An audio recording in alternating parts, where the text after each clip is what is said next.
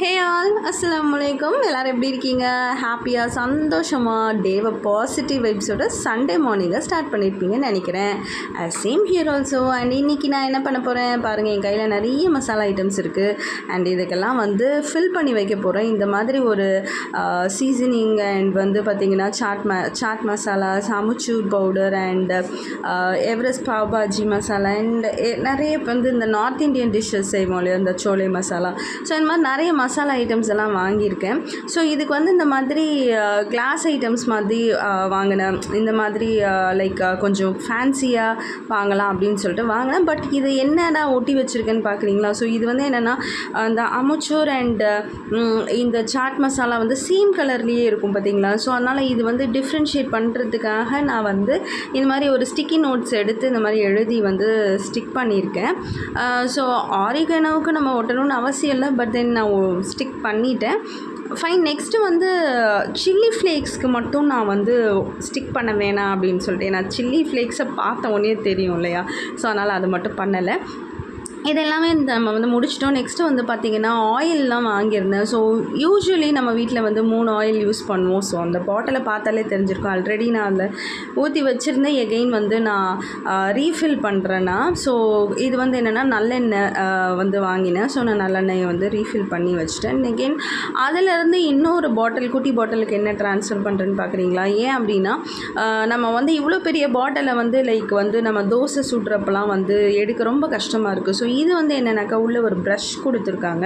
So that ரொம்ப simple and ஈஸியாக இருக்குது. நான் அந்த ப்ரஷ் மேலே தடவிறதுக்கு தோசை மேலே. ஸோ நெக்ஸ்ட்டு என்னென்னா, இது கோகோனட் ஆயில்.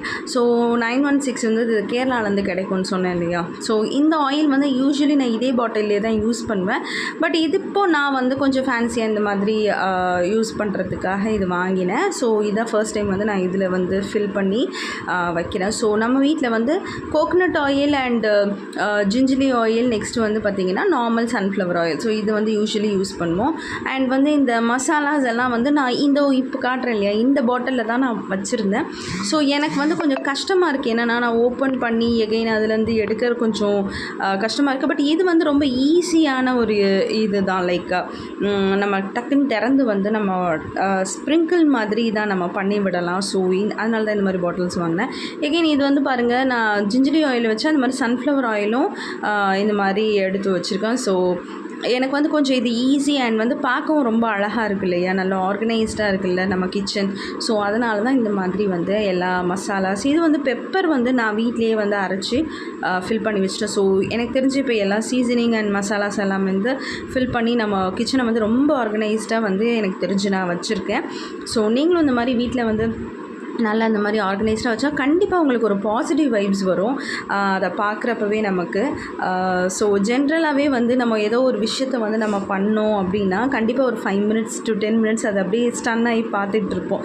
ஸோ நம்ம தான் இந்த விஷயத்தெல்லாம் பண்ணோமான்ற மாதிரி.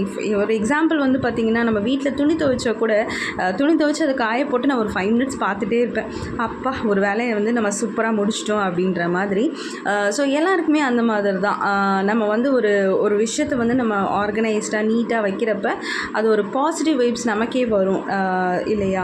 ஸோ கண்டிப்பாக வீட்டில் எல்லோரும் இந்த மாதிரி வீட்டை நீட்டாக பாசிட்டிவ் வைப்ஸோடு வச்சுக்கோங்க. ஸோ எல்லாருக்கும் இனிதே நல்லதாக இருக்கும். தேங்க்யூ ஸோ மச் ஃபார் வாட்சிங் மை வீடியோ.